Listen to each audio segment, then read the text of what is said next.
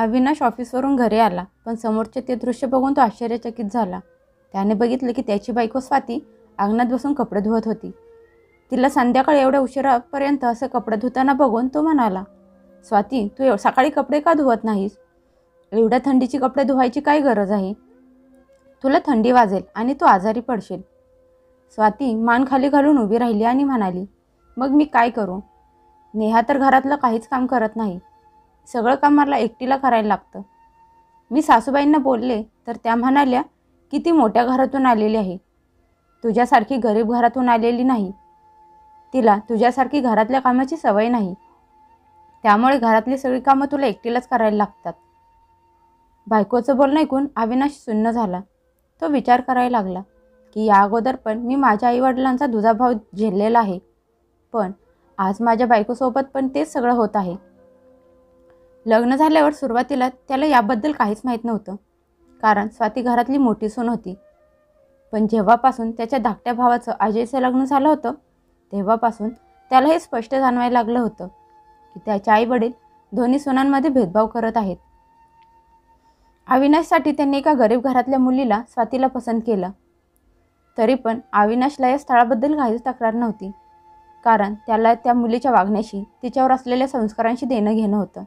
तिच्या घरच्या परिस्थितीशी त्याचं काहीच देणं घेणं नव्हतं. स्वाती लग्नानंतर सगळ्यांशी मिळून मिसळून राहायला लागली. ती खूप समजूतदार आणि सालस मुलगी होती. ती सगळ्यांना सोबत घेऊन चालत होती. घरातली सगळी कामं हसत, काही तक्रार न करता करत होती. पण जेव्हापासून त्याच्या लहान भावाचं अजयचं लग्न झालं होतं आणि नेहा घरात सून बनून आली होती, तेव्हापासून तो बघत होता की त्याची आई नेहाला घरातलं काहीच काम करायला लावत नव्हती. सगळे काम त्याच्या बायकोला स्वातीलाच करायला लागत होतं. सासू आणि सून दोघी मिळून कधी खरेदीला तर कधी बाहेर फिरायला जात होत्या आणि स्वाती बिचारी घरातली सगळी कामं करायची मशीन बनून राहिली होती. हळूहळू वेळ पुढे निघाली, पण अविनाशच्या मनातल्या चकमा वाढायला लागल्या. काही वर्षातच तो 2 मुलांचा बाप झाला आणि त्या सगळ्यांना एका खोलीत राहायला अडचण व्हायला लागली होती. इकडे त्याच्या धाकट्या भावाला 2 खोल्या जास्त मिळाल्या होत्या. त्या खोलीत त्याच्या बायकोने तिच्या माहेरहून आणलेले सामान ठेवले होते आणि एका रूममध्ये त्यांनी त्यांच्या मुलीसाठी स्टडी रूम बनवली होती. अविनाशला एका खोलीत खूप अडचण व्हायला लागली होती. त्यामुळे तो एक दिवस त्याच्या वडिलांना म्हणाला, बाबा, आपण घरात अजून एक खोली वाढवूया. तेव्हा त्याचे वडील म्हणाले, आत्ता माझ्याजवळ अजून एक खोली वाढवायला पैसे नाहीत, त्यामुळे तू एका खोलीत ॲडजस्ट करून राहा. तेव्हा अविनाश हैराण होऊन म्हणाला, बाबा, आता माझी मुलं मोठी व्हायला लागली आहेत, त्यांना पण त्यांची स्वतंत्र खोली हवी आहे. जर तुमच्याजवळ पैसे नसतील तर मी माझ्या जवळच्या पैशातून एक नवीन खोली बांधून घेतो.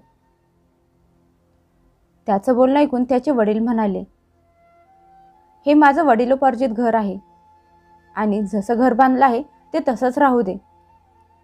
घरात अजून खोल्या वाढवण्याची काहीच गरज नाही. अविनाशला वडिलांचं बोलणं जरा विचित्र वाटलं. तो विचार करायला लागला की माझी मुलं अशीच एका खोलीत मोठी होणार का?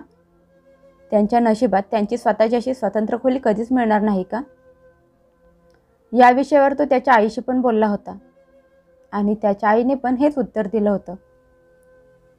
त्याला कळत नव्हतं की नक्की त्याच्याकडून काय चूक झाली ते. त्याचे आई वडील त्याच्या लहान भावावर एवढं प्रेम करतात आणि त्याचा जरा पण विचार करत नाहीत. ते असा भेदभाव का करत होते? हा सगळा विचार करून अविनाश उदास राहायला लागला होता. एक दिवस तो ऑफिसमध्ये उदास बसला होता. दुपारच्या जेवणाची वेळ झाली होती. त्याचा मित्र प्रकाश त्याच्याजवळ आला आणि म्हणाला, अरे यार अविनाश, आज तुला जेवण करायचं नाही का? अविनाश दुःखी मनाने म्हणाला, नको यार, आज जेवण करायची अजिबात इच्छा नाही. प्रकाश म्हणाला, मी बघत आहे की आजकाल तू खूप उदास राहायला लागला आहेस. जर मला तू तुझा खरा मित्र मानत असशील तर तुझा प्रॉब्लेम मला सांगू शकतोस.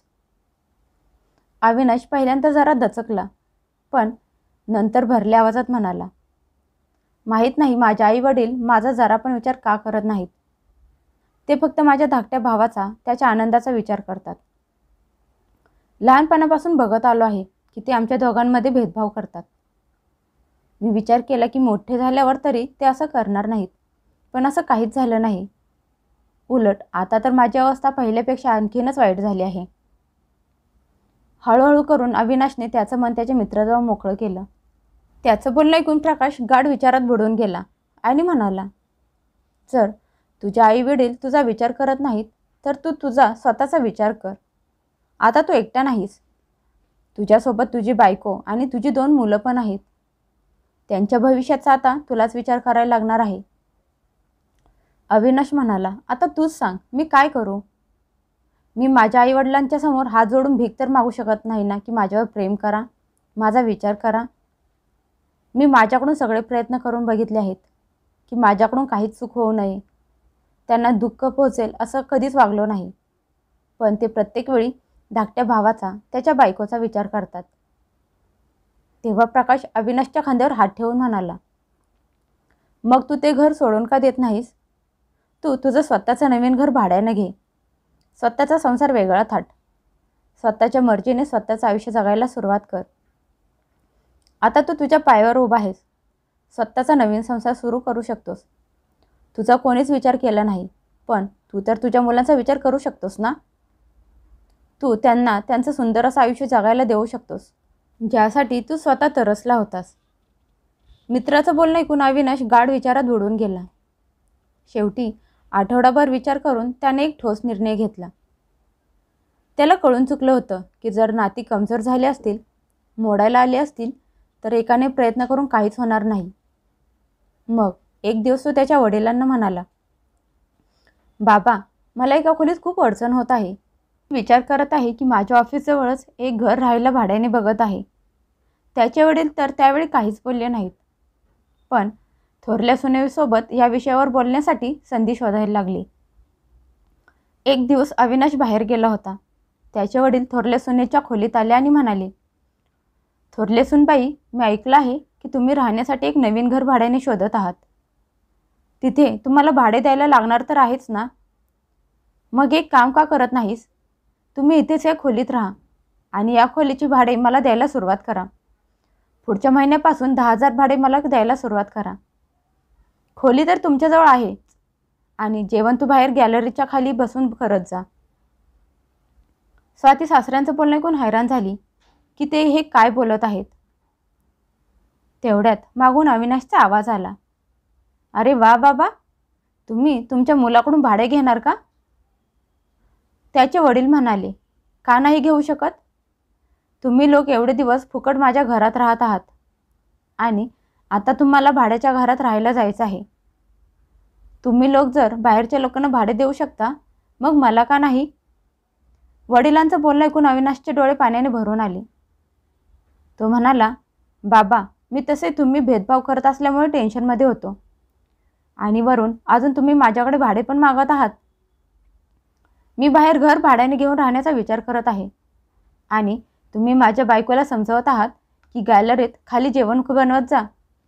अरे वा बाबा, किती छान विचार आहेत तुमचे. तुम्ही तुमच्या धाकट्या मुलाला 2 जास्त खोल्या देऊन ठेवल्या आहेत आणि मी स्वतः माझ्या पैशातून एक नवीन खोली बांधून घेत होतो, तर त्यासाठी पण तुम्ही नकार देत आहात. बरं झालं की मी इथे माझे कष्टाचे पैसे वाया घालवले नाहीत. नाहीतर माहीत नाही उद्या काय झालं असतं. त्यामुळे मी निर्णय घेतला आहे की मी माझ्या बायको मुलांना सोबत घेऊन भाड्याच्या घरात जाऊन राहणार आहे. तुम्ही मला माझ्या वाटणीमध्ये आलेली खोली पण देऊ नका. ती पण तुमच्याजवळच ठेवून घ्या. मला काही फरक पडत नाही. जर आईवडिलांच्या मनातच मुलासाठी जागा नसेल, तर आईवडिलांच्या घरात जबरदस्ती राहून तरी काय फायदा? असं म्हणत त्याने त्याचा चेहरा दुसऱ्या बाजूला फिरवला, कारण बापाचं असं वागणं बघून त्याच्या डोळ्यातून पाणी यायला लागलं होतं. त्याचे वडील रागात ओरडत म्हणाले, तू तुझ्या धाकट्या भावावर जळत आहेस. आत्ताच्या आत्ता निघून जा माझ्या घरातून. असं म्हणत रागात पाय आपटत ते खोलीत निघून गेले. अविनाशने लगेच भाड्याचे नवीन घर शोधले आणि तिथे राहायला निघून गेला. त्याला या गोष्टीचा खूप त्रास होत होता की त्याचे आई वडील त्याच्यासोबत असं का वागत आहेत. ते फक्त त्यांच्या धाकट्या मुलाचा विचार करतात, त्याचा नाही. पण या प्रश्नाचं उत्तर त्याला कधीच मिळालं नाही. भेदभाव करणारे आई वडील असेच असतात. एकाला ते त्यांच्या डोक्यावर बसवतात आणि दुसऱ्याला त्याच्या डोळ्यात काट्यासारखे टोचत असतो. या वागण्यामागचं कारण शोधणं पण खूप मुश्किल होऊन जातं. अविनाशच्या मनात खूप दुःख तर होतं, पण तो त्याच्या बायको मुलांसाठी त्याचं येणारं आयुष्य सुखाचं आणि आनंदाचं बनवण्याचा प्रयत्न करत होता. इकडे जेव्हा स्वातीने तिचा नवीन संसार सुरू केला, तशी घराची सगळी जबाबदारी नेहावर येऊन पडली. तिने घराची जबाबदारी घेण्यास स्पष्ट नकार दिला. आता तिच्या सासूलाच घरातली सगळी कामं करायला लागत होती. बायकोवर कामाचं लोड बघून अविनाशचे वडील पण त्यांना घरातल्या आणि बाहेरच्या कामात मदत करत होते. 1 महिन्याच्या आतच दोघेजण खूप त्रासून गेले होते. त्यांनी त्यांच्या धाकट्या मुलाला घरातल्या कामासाठी कामवाली लावायला सांगितली. धाकटा मुलगा अजयचा अगोदर सगळा पगार जसाचा तसा शिल्लक राहत होता, पण आता घरातला सगळा खर्च त्याला एकट्यालाच उचलायला लागत होता. तो रागात फणफणत म्हणाला, बाबा, आता घरातली सगळी कामं तुमच्या दोघांनाच करायला लागतील, कारण मी एवढ्याशा पगारात एक कामवाली बाई नाही ठेवू शकत. ते ऐकून त्याचे आई वडील म्हणाले, मग तू तुझ्या बायकोला घरातली कामं करायला सांगत जा. अशा पद्धतीने घरात रोजचंच भांडण व्हायला लागली. शेवटी रागात नेहा म्हणाली, जर मला जेवण बनवायचं असेल तर मी फक्त माझ्या नवऱ्यासाठी बनवत जाईन. आणि ती नवऱ्याकडे हट्ट करायला लागली की आपण पण भाऊजींसारखा आपला वेगळा संसार उभा करूया. अजय पण बायकोच्या बोलण्यात आला आणि त्याने घरामध्ये एक भिंत उभी केली आणि त्याचा वेगळा संसार सुरू करून आरामात राहायला लागला. आता म्हातारे आई वडील घरात एकटे पडले. त्यांच्या पेन्शनमध्ये मुश्किलीने त्यांचा घर खर्च भागत होता आणि घरातली कामं पण दोघांना मिळून करायला लागत होती. आता म्हातारपणी त्यांना चांगली अद्दल घडली होती. मुलांमध्ये बहुतेक भेदभाव करणाऱ्यांना अशी शिक्षा मिळते. इकडे वेगळे राहून पण नेहाला घरातली कामं करायला लागतच होती आणि तिला मोकळ्या हाताने पैसे उडवायची सवय होती. त्यामुळे नवरा बायकोत सारखी सारखी भांडणं व्हायला लागली. त्यांच्या आयुष्यातला आनंद संपला होता.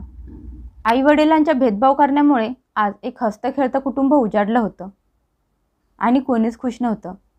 पण आज वेगळे राहिल्यामुळे अविनाश त्याच्या बायको मुलांसोबत आनंदात आणि सुखात जीवन जगत होता.